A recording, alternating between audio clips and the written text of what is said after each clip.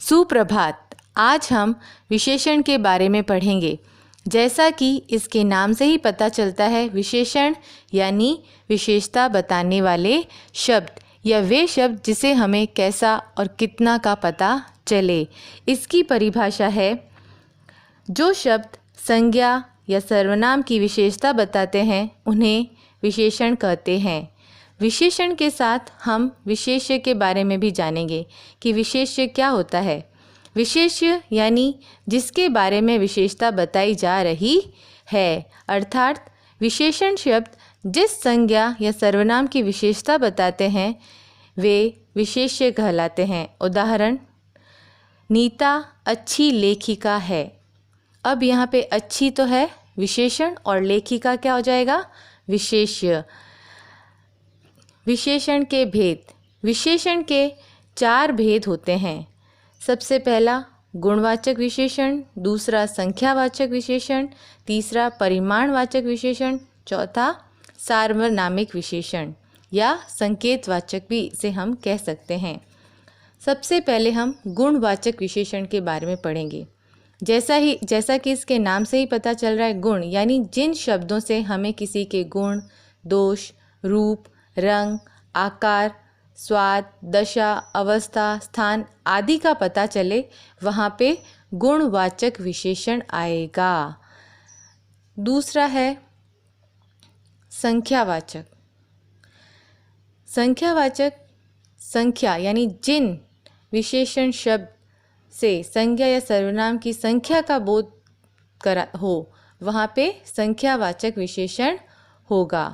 अब जैसे कि मेज पर 2 आम पड़े हैं, तो यहाँ पे निश्चित संख्या है 2, तो 2 यहाँ पे क्या होगा, संख्यावाचक। आम है संज्ञा, तो 2 आम यानी संख्यावाचक विशेषण यहाँ पे आएगा। अब संख्यावाचक विशेषण के भी 2 भेद हैं, निश्चित और अनिश्चित। निश्चित जिसमें निश्चित संख्या दी हुई होगी, जैसा कि मैंने अभी उदाहरण बताया आपको, और अनिश्चित जिसमें हमें किसी निश्चित संख्या का पता न चले, वहाँ पे अनिश्चित संख्यावाचक विशेषण आएगा। अब हम इसे उदाहरणों के द्वारा समझेंगे। निश्चित संख्यावाचक का विशेषण का उदाहरण देखिए। कमरे में एक पंखा चल रहा है। अब इसमें कौन सी संख्या आई है, 1, तो यहाँ पे क्या होगा, निश्चित संख्यावाचक विशेषण। अब दूसरा है अनिश्चित संख्यावाचक विशेषण। उदाहरण, भय से कुछ लोग बेहोश हो गए। कक्षा में बहुत कम छात्र उपस्थित थे। सभी बच्चे खेलने चले गए। अब कुछ, कम, सभी, इन सब में निश्चित संख्या नहीं है, तो यहाँ पे अनिश्चित संख्यावाचक विशेषण आएगा। और सबसे बड़ी ध्यान देने वाली बात है कि जिनको हम गिन सकते हैं उसको अनिश्चित संख्यावाचक में रखेंगे। अनिश्चित भी हो लेकिन उसको हम गिन सके, वो अनिश्चित में आएगा। तीसरा इसका प्रकार है परिमाणवाचक विशेषण। जैसा कि इसके नाम से ही पता चल रहा है, परिमाण यानी माप तोल। इसकी परिभाषा देखिए। जिन विशेषण शब्दों से किसी वस्तु की माप तोल संबंधी विशेषता का पता चलता है वे परिमाणवाचक विशेषण कहलाते हैं। यानी जिनसे हमें किसी के वस्तु का माप तोल या मेज़रमेंट का पता चलता है, वहाँ पे हमें परिमाणवाचक विशेषण करना है। इसके भी 2 भेद हैं, निश्चित और अनिश्चित। इन दोनों को भी हम उदाहरण के द्वारा समझेंगे। निश्चित परिमाणवाचक विशेषण, जो विशेषण शब्द किसी वस्तु की निश्चित मात्रा अथवा माप तोल का बोध कराते हैं वे निश्चित परिमाणवाचक विशेषण कहलाते हैं। उदाहरण, मेरी कमीज़ में 2 मीटर कपड़ा लगेगा। दुकानदार ने 250 ग्राम मक्खन दिया। कार में 10 लीटर पेट्रोल डाल दो। अब ये सब देखो, सारी इकाइयाँ माप तोल की हैं। 2 मीटर, 250 ग्राम, 10 लीटर, तो यह सब पे संख्या भी है और माप तोल की इकाई भी है। तो यहाँ पे निश्चित परिमाणवाचक विशेषण आएगा, क्योंकि यहाँ पे निश्चित संख्या दी हुई है लेकिन पीछे क्या है, माप तोल की इकाई है, चाहे वो लिक्विड के लिए हो, चाहे सॉलिड के लिए हो, चाहे कपड़े के लिए हो। अनिश्चित परिमाणवाचक विशेषण, जो विशेषण शब्द किसी वस्तु की निश्चित मात्रा अथवा माप तोल का बोध न कराते हैं उसे क्या कहेंगे, अनिश्चित। यानी जिससे हमें उसकी निश्चित माप का पता न चले, वहाँ पे हम अनिश्चित परिमाणवाचक विशेषण लिखेंगे। उदाहरण, मुझे थोड़ा सा कपड़ा चाहिए, चाय में थोड़ी चीनी डालना, रंजना के लिए अधिक भोजन रखना पड़ा, आज मैंने ज़्यादा खाना खा लिया। अब यहाँ पे निश्चित माप तोल की इकाई नहीं है, यहाँ पे थोड़ा, थोड़ी, अधिक, ज़्यादा, ये सब क्या बताता है, अनिश्चितता बताता है। और ध्यान देने योग्य बात यहाँ पे ये है कि यहाँ पे इनको हम गिन नहीं सकते। सबसे महत्वपूर्ण बात है कि जिनको हम गिनेंगे नहीं और जो अनिश्चित गिन नहीं पाते हैं और जो अनिश्चित हो उसे हम अनिश्चित परिमाणवाचक में रखेंगे, और जिनको गिन सकते हैं और अनिश्चित हो उसे हम अनिश्चित संख्यावाचक में रखेंगे। ये अनिश्चित संख्यावाचक और अनिश्चित परिमाणवाचक का अंतर भी है। चौथा इसका प्रकार है सार्वनामिक विशेषण, जिसे हम संकेतवाचक भी कहेंगे। अब इसका नाम है सार्वनामिक, है ना। तो इसकी परिभाषा देखो, जिन सर्वनाम शब्दों का प्रयोग संज्ञा से पहले उनके विशेषण के रूप में होता है उसे हम सार्वनामिक विशेषण कहते हैं। यानी सबसे पहले सर्वनाम शब्द आएगा, उसके बाद संज्ञा शब्द आएगा। उदाहरण, यह बालक बहुत साहसी है, यह कार एकता की है। अब यहाँ पे यह क्या है, सर्वनाम, और इसके तुरंत बाद क्या आया है, बालक, जो कि संज्ञा शब्द है। तो जहाँ पे सबसे पहले सर्वनाम हो और उसके तुरंत बाद में कोई संज्ञा शब्द आएगा, वहाँ पे हमें सार्वनामिक विशेषण करना है, जिसे हम संकेतवाचक भी कहते हैं। यानी हम किसी चीज़ की ओर इंगित कर रहे हैं, इंडिकेट कर रहे हैं, संकेत कर रहे हैं, तो वो भी क्या होगा, सार्वनामिक विशेषण। जैसे यह पंखा चल रहा है, तो यह आ गया सर्वनाम और पंखा क्या है, संज्ञा। और हम इसकी ओर इशारा कर रहे हैं कि 4 पंखे हैं लेकिन इनमें से ये पंखा चल रहा है, तो यहाँ पे क्या होगा, सार्वनामिक विशेषण। अब विशेषण शब्दों की रचना।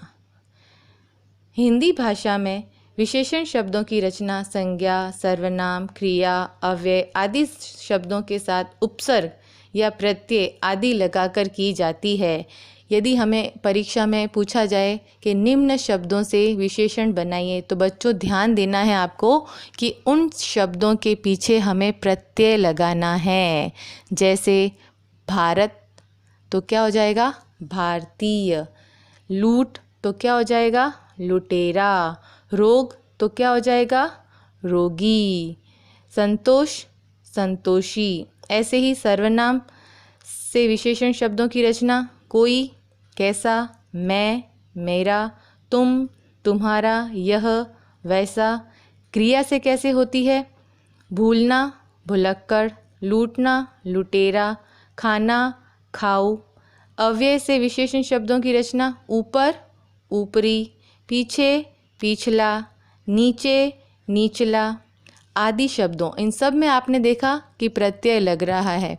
यदि परीक्षा में आपको विशेषण शब्दों के बारे में पूछा जाए कि निम्न शब्दों से विशेषण शब्द बनाए, तो उसे हमें उसके बाद में हमें प्रत्यय लगाना है, और प्रत्यय हमेशा शब्द के पीछे लगते हैं और उसका अर्थ परिवर्तन करते हैं। अब हम पढ़ेंगे प्रविशेषण। प्रविशेषण, प्रविशेषण उसे कहते हैं जो विशेषण शब्दों की विशेषता बताते हैं। जैसे विशेषण का भी विशेषण, उसे हम क्या कहेंगे, प्रविशेषण। उदाहरण देखो, आसमान में गहरे नीले बादल छा गए, राजकुमार सबसे ताकतवर पहलवान है। अब आकाश कैसा है, नीला, लेकिन उसको हमने उसकी और एक विशेषता क्या बता दी, गहरा। तो यहाँ पे गहरे नीले, तो ये गहरा क्या हो जाएगा, प्रविशेषण। ताकतवर, पहलवान के लिए ताकतवर उसका विशेषण है, लेकिन हमने इसका प्रविशेषण और क्या लगा दिया यहाँ पे, सबसे, तो ये क्या हो जाएगा इसका प्रविशेषण। तो इन शब्दों में गहरे और सबसे क्या है, प्रविशेषण। जो विशेषण की भी विशेषता बताता है उसे हम प्रविशेषण कहते हैं। प्रविशेषण अर्थात विशेषण से पहले लगने वाले विशेषण शब्द कहलाते हैं। अब आता है विशेषणों की तुलना, यानी डिग्री, अवस्थाएं। तुलना की दृष्टि से देखें तो विशेषण की 3 अवस्थाएं हैं।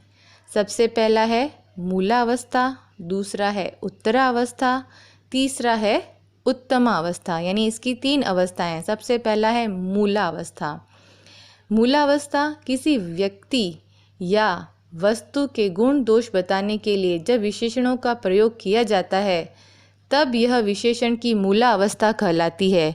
यानी जो विशेषण शब्द है स्वयं में वो क्या है, मूल शब्द, तो वो अवस्था मूलावस्था होगी। जैसे उदाहरण, मेरी माँ सुंदर है, आसमान में लाल पतंग उड़ रही है, तो लाल यहाँ पे विशेषण शब्द है, सुंदर यहाँ पे विशेषण शब्द है। तो जो विशेषण शब्द अपने मूल रूप में आ रहा है वहाँ पे मूला अवस्था होगी, क्योंकि इसमें हमने किसी की तुलना नहीं की है। दूसरा है उत्तरावस्था। उत्तरावस्था, इसमें 2 व्यक्ति, वस्तु अथवा प्राणियों के गुण दोष बताते हुए उसकी आपस में तुलना की जाती है। यानी जिनकी हम तुलना, और तुलना किस में होती है, 2 में होती है। तो 2 में तुलना किए जाने वाले शब्दों को हम क्या कहेंगे। उदाहरण, मेरा भाई मुझसे बड़ा है, पुरानी फिल्में आजकल की फिल्मों से बेहतर हैं। यानी मेरा भाई मुझसे बड़ा है, मैं अपने भाई से तुलना हो रही है तो मुझसे बड़ा है। आज की फिल्में और पुरानी फिल्मों के बारे में तुलना की गई है, तो वहाँ पे क्या आएगा, उत्तरावस्था। और इसमें हमें सबसे पीछे जो शब्द लगे हुए हैं उसमें तर लगाना है ना, तो वहाँ पे क्या हो जाएगा, उत्तरावस्था। अब हम आते हैं उत्तमावस्था में। इस अवस्था में किसी व्यक्ति, वस्तु अथवा प्राणी को सबसे अच्छा अथवा सबसे बुरा बताया जाता है। जैसे हमारी हिंदी की अध्यापिका सबसे अच्छी है, लता मंगेशकर सर्वश्रेष्ठ गायिका है, अनुज को गणित में सबसे कम अंक प्राप्त हुए हैं। यानी सबसे बेस्ट, जो द बेस्ट होता है, सबसे अच्छा होता है, वहाँ पे हमें क्या करना है, उत्तमा अवस्था लिखनी है और इसमें अधिकतम लगेगा। तो मूलावस्था और उत्तरावस्था और उत्तमावस्था, ये देखिए जो टेबल है उसमें पढ़ेंगे, सुंदर, सुंदरतर, सुंदरतम, अधिक, अधिकतर, अधिकतम, श्रेष्ठ, श्रेष्ठतर, श्रेष्ठतम, उच्च, उच्चतर, उच्चतम, लघु, लघुत्तर, लघुत्तम। इन शब्दों में आपने देखा जो मूलावस्था है वो अपने मूल विशेषण के रूप में है।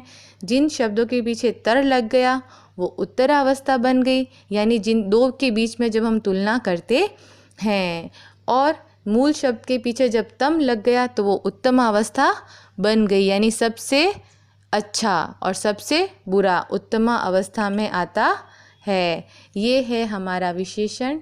इसे आप पढ़िए और इसके प्रश्नों को हल करने की कोशिश कीजिए। धन्यवाद।